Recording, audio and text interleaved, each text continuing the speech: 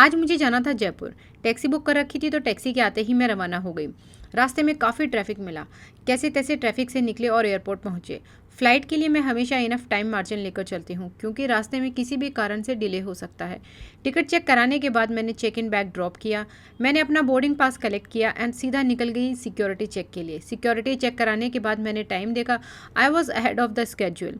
मैं इधर उधर घूम रही थी। Then I saw kids play area और सोचा अगली बार बच्चों को यहीं पर लेकर आऊँगी उन्हें बिजी रखने के लिए, नहीं तो वो बहुत परेशान करते हैं। भूख लगी तो मैं खाने के लिए चल दी। वहाँ बर्गर ऑर्डर किया और पिकअप काउंटर पर अपने बर्गर का वेट किया। बर्गर खाने के बाद सोचा थोड़ी कॉफ़ी पी ली जाए, तो मैं आ गई थी स्टारबक्स। कॉफ़ी पीने के बाद मैं यहाँ गद्देदार सीट पर बैठ गई। थोड़ी बोर हो रही थी तो सोचा क्यों ना कुछ पढ़ लिया जाए।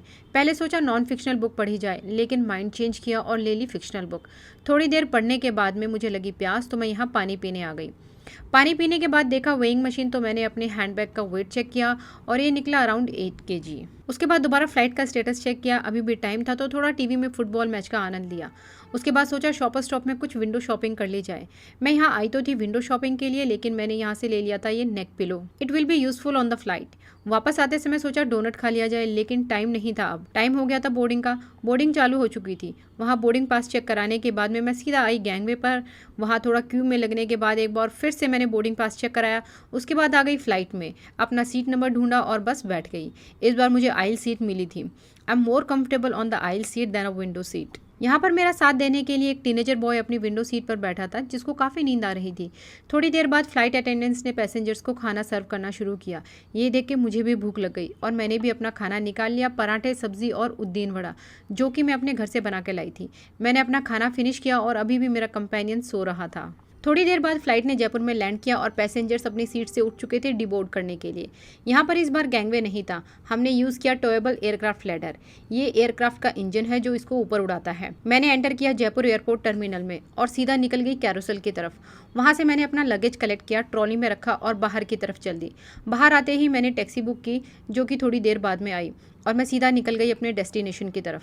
आते आते काफ़ी रात हो चुकी थी। मम्मी जी को धोख दिया और सो गई। अगले दिन मैं निकल गई थी अपने भाई के साथ एक कोलैबोरेशन की मीटिंग के लिए। उसके बाद मेरे भाई को बैंक में कुछ काम था, वहाँ का काम ख़त्म किया। उसके बाद बाहर आई और उसने मुझे वापस ड्रॉप किया। यहाँ आई तो मेरे ससुर जी खाना खा रहे थे और उनके हाथों में चोट लग गई थी। इसकी वजह से उनके हाथों में पट्टी बंध रखी थी और उनके पास में मेरी सासू माँ बैठी थी, जो कि लहसुन छिल रही थी। मुझे मेरी सासू माँ और ससुर जी का ये प्यार देख के बहुत अच्छा लगता है। फिंगर्स क्रॉस्ड, क्योंकि जब तक मेरी सासू माँ मेरे ससुर जी के साथ नहीं बैठती उन्हें खाना अच्छा नहीं लगता। और साथ ही रखी हुई थी ब्लैक कॉफ़ी, जो कि मेरे ससुर जी खाना खाने के बाद ज़रूर लेते हैं। मैंने दरवाज़ा खोला, तुलसी माता को देखा और किया प्रणाम। मैंने खाने में खाया पराठे और फलियों की सब्जी। उसके बाद बैंक के लॉकर में निकल गई क्योंकि मुझे वहाँ पे कुछ काम था। वहाँ का काम खत्म करके मैं यहाँ आई तो देखा ससुर जी अपनी बंदूक को चेक कर रहे थे। थोड़ी देर बाद मेरे वापस आने का टाइम हो गया था। मेरी सासू माँ और जेठानी जी बाहर आए थे मुझे सी ऑफ करने के लिए। रास्ते में हमें ये जेसीबी दिखी। उसके बाद हम सीधा पहुँच गए मेरे पीहर। वहाँ मेरी भाभी किचन में खाना बना रही थी। मुझे छोड़ने के लिए मेरे जेठ जी आए थे और यहाँ पर मेरे पापा, भाई और मेरे जेठ जी गप्पे शप्पे मार रहे थे। मेरे पापा ने उनकी जुहारी की और उसके बाद हम सीधा निकल गए CSD कैंटीन। वहाँ से मेरे पापा ने कुछ ग्रॉसरी आइटम्स लिए और वहाँ ये OTG भी लिया। सामान को गाड़ी में रखा और उसके बाद हम सीधा आ गए थे मेरे घर, जहाँ पे मैंने खाए मूली के पराठे, साग, दही और सैलेड। उसके बाद मेरा भाई मुझे जयपुर एयरपोर्ट ड्रॉप करने के लिए चल दिया। जयपुर एयरपोर्ट ड्रॉप करने के बाद मैं टिकट चेक कराने के लिए क्यू में लग गई।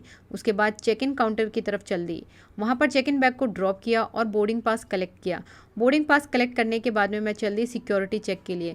वहाँ पर मैंने अपना सारा इलेक्ट्रॉनिक आइटम इंक्लूडिंग खाने का डब्बा एक ट्रे में रखा। सिक्योरिटी चेक के बाद में अब मैं चल दी अपनी बोर्डिंग गेट की तरफ। Here also I was ahead of the schedule. मैं हमेशा टाइम से पहले ही आ जाती हूँ for the precaution and unwanted surprises. मेरे पैर दर्द कर रहे थे तो सोचा क्यों ना इस मशीन से मसाज करवा ली जाए, लेकिन जब इसकी रेट्स देखी तो सोचा रहने देते हैं, दर्द सहन कर लेंगे। थोड़ी देर बैठने के बाद में मैं चली नेस्कैफे की तरफ। वहाँ मैंने कॉफ़ी नहीं पी, ना ही सैंडविच खाया। मैंने ली नूडल्स। जोधपुर स्वीट्स की शॉप पे मैंने कुछ स्वीट्स भी नहीं ली क्योंकि यहाँ पर सब कुछ बहुत ज़्यादा महंगा होता है। मेरे मोबाइल की बैटरी वीडियो रिकॉर्ड करते करते डिस्चार्ज हो गई थी तो मैंने उसे यहाँ पे रिचार्ज किया। उसकी थोड़ी देर बाद में ही फ़्लाइट आ चुकी थी और बोर्डिंग का प्रोसेस भी चालू हो चुका था। मैंने अपने बोर्डिंग पास चेक कराया और चल दी गैंगवे की तरफ। वहाँ पर एक बार फिर से बोर्डिंग पास चेक किया गया ताकि कोई भी पैसेंजर गलत फ्लाइट में ना बैठ जाए। इस बार मुझे इमरजेंसी विंडो सीट मिली, लेकिन थोड़ी देर बाद में मैंने अपनी सीट एक्सचेंज करा ली तो मुझे मिली आइल सीट, क्योंकि इमरजेंसी सीट पर आप अपना हैंड बैग सीट के नीचे नहीं रख सकते और मैं रखना चाहती थी क्योंकि उसमें मेरा खाना रखा हुआ था। That can not be tilted.